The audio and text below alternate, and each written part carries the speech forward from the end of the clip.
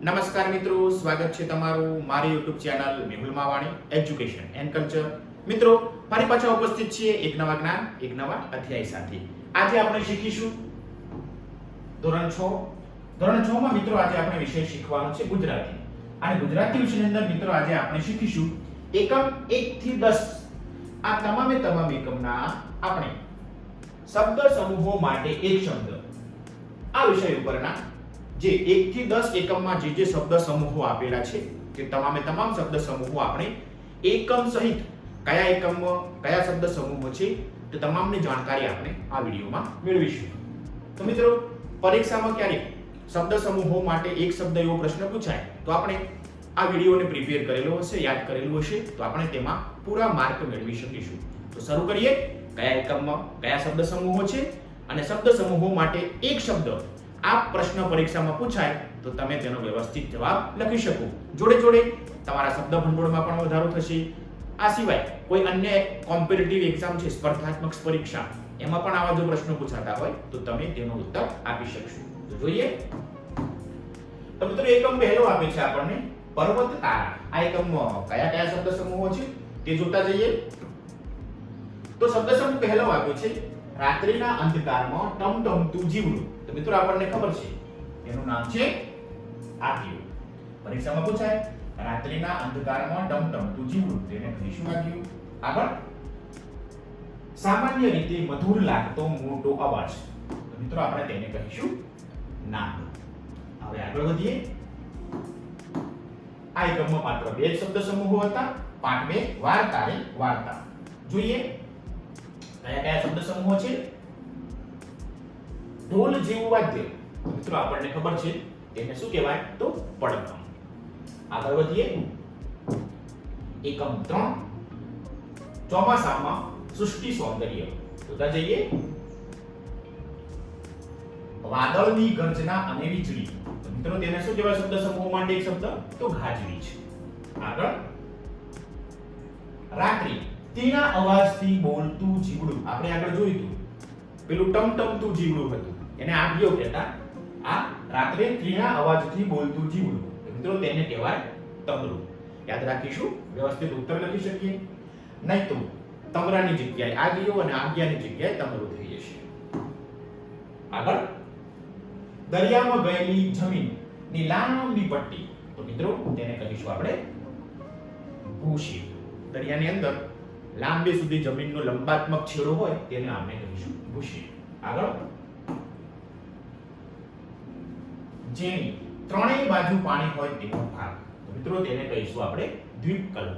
મિત્રો, આ તમામ મુદ્દા સામાજિક વિજ્ઞાનનો જે આપણો વિષય છે તેમાં ભૂગોળ વિભાગમાં આ મુદ્દાઓ આવે છે. તમે જો તેને પ્રિપેર કરેલા હશે તો ઉત્તર વ્યવસ્થિત લખી શકશો. આગળ, ચોમાસામાં થતું એક જીવડું.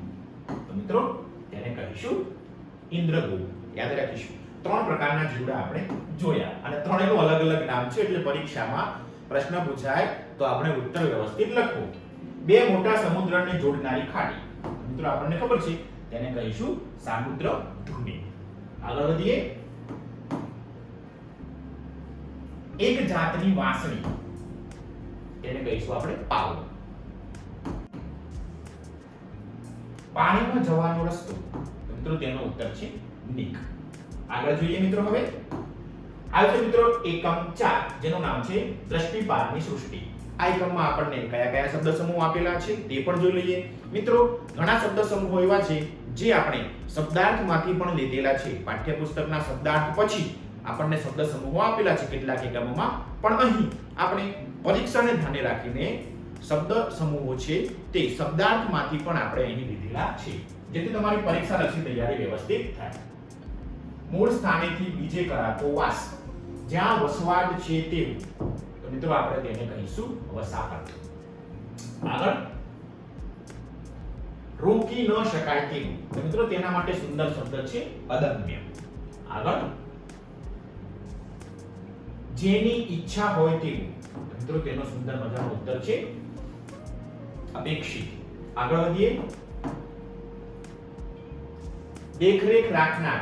મિત્રો, આપણે તેને કહીશું નિરીક્ષક. આગળ વધીએ. તંત્ર મશીનરીનો જાણકાર. મિત્રો તેનો ઉત્તર છે તંત્રજ્ઞ. આગળ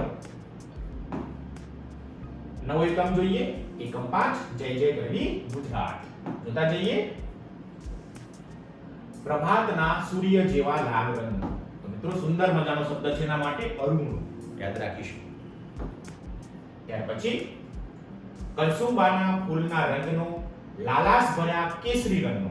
તો મિત્રો તેના માટે સુંદર શબ્દ છે કસુંબી રંગ. યાદ રાખીશું. આગળ પ્રેમ અને વીરતાની છાપ વાળો. પ્રેમ શૌર્ય અંકિત. યાદ રાખીશું. આગળ વધીએ. ત્યાર પછી રત્નોની ખાણ. તો મિત્રો સુંદર ઉત્તર છે રત્નાકર. આગળ પહેલા જન્મેલા વડવાઓ. તો મિત્રો તેના માટે એક શબ્દ છે પૂર્વજો. શું કહીશું આપણે એને? પૂર્વજો. આગળ જય કરનારી જીત અપાવે તેવી. મિત્રો તેના માટે ઉત્તર છે જયકાર. આગળ વધીએ. હવે જોઈએ મિત્રો એકમ 6 રાષ્ટ્રીય શાયર ઝવેરચંદ મેઘાણી. કયા કયા આ એકમમાં આપણને શબ્દ સમૂહો આપેલા છે? 2.5 કિલોમીટર. તો મિત્રો સુંદર શબ્દ છે ઘાવ. ઈશ્વર આગળ ન્યાયનો દિવસ. મિત્રો સુંદર ઉત્તર છે તેના માટે કયામત. આગળ ગામની ભાગોળ. મિત્રો તેને કહીશું આપણે પાદર. આગળ વધીએ. ત્રાડ પાડવી. તો મિત્રો જંગલનો રાજા સિંહ ત્રાડ પાડે તેને કહેવાય ડણકવું. આગળ સાથે મળીને થતી વિચારણા. મિત્રો સુંદર ઉત્તર છે તેનો મસલત. તો આ પ્રમાણે આપણે શબ્દ સમૂહોની તૈયારી કરતા જઈશું. તમને પરીક્ષા લક્ષી તૈયારી કરવામાં અને જોડે જોડે તમારું શબ્દ ભંડોળ પણ વધતું જશે. આગળ પાઠ નંબર 7 નવી નવાઈનું સરઘસ. જોઈએ એકમમાં કયા કયા શબ્દ સમૂહો છે. કોઈ ઘટના કે પ્રસંગ નિમિત્તે કે કોઈ દેખાવ કરવા માટે રસ્તા પર નીકળતો જન સમુદાય. તેના માટે એક શબ્દ છે સરઘસ. યાદ રાખજો ઘરનો ગ છે. તકરારનો નિવેડો લાવવા નિમિત્તે 5 કે તેથી વધુ માણસોની મંડળી. તો મિત્રો તેના માટે મસ્ત શબ્દ છે પંચાયત અથવા પંચ પણ કહી શકાય. લશ્કરની ટુકડી. મિત્રો તેના માટે શબ્દ છે પલટણ. શું કહીશું આપણે? પલટણ. આગળ પાઠ નંબર 8 રામ રાખે તેમ રહીએ. જોઈએ એકમમાં કયા કયા શબ્દ સમૂહો છે. પહેલો શબ્દ સમૂહ ગિરિને ધારણ કરનાર. મિત્રો ઉત્તર આવશે ગિરિધર. આગળ કહેવામાં આવે તેમ ચૂપચાપ અમલ કરનાર. તો મિત્રો સુંદર શબ્દ છે તેના માટે ચાકર. આગળ વધીએ. હવે એકમ 9 જોઈએ. એકમ 9 નામનો બહુ છૂટે. જોઈએ એકમમાં કયા કયા શબ્દ સમૂહો છે. હાથ પરની રોકડ રકમ. તો મિત્રો આપણને ખબર છે તેને શું કહેવાય? સિલક. યાદ રાખીજો. સી સસલાનો સ છે અને હસવાઈ છે સિલક. જટ ન ઉકેલી શકાય તેવો પ્રશ્ન. ઉત્તર આવશે કોયડો. આગળ ટકોર કરવી. તો મિત્રો તેના માટે સુંદર શબ્દ છે ટકારો. આગળ વધીએ. પાઠ નંબર 10 જોઈએ. લેખન જાલી નોરી. મિત્રો હવે આ એકમમાં કયા કયા શબ્દ સમૂહો છે તે જોતા જઈએ. મૃત્યુની જાણ કરતો પત્ર. તો મિત્રો તેના માટે એક શબ્દ છે કાળોતરી. આગળ મરણ પછી 12માના દિવસે થતો વિધિ. મિત્રો ઉત્તર છે તેનું કારજ. આગળ ગામની હદ. મિત્રો તેને કહીશું સીમાડો. પાઘડીના જેવો વિસ્તાર. મિત્રો તેના માટે સુંદર શબ્દ છે પાઘડીપણ. ગામ તરફથી પસાયતા એટલે બક્ષિસ આપી વસાવેલી છાતી. મિત્રો તેના માટે શબ્દ છે વસવાયાવરણ. આગળ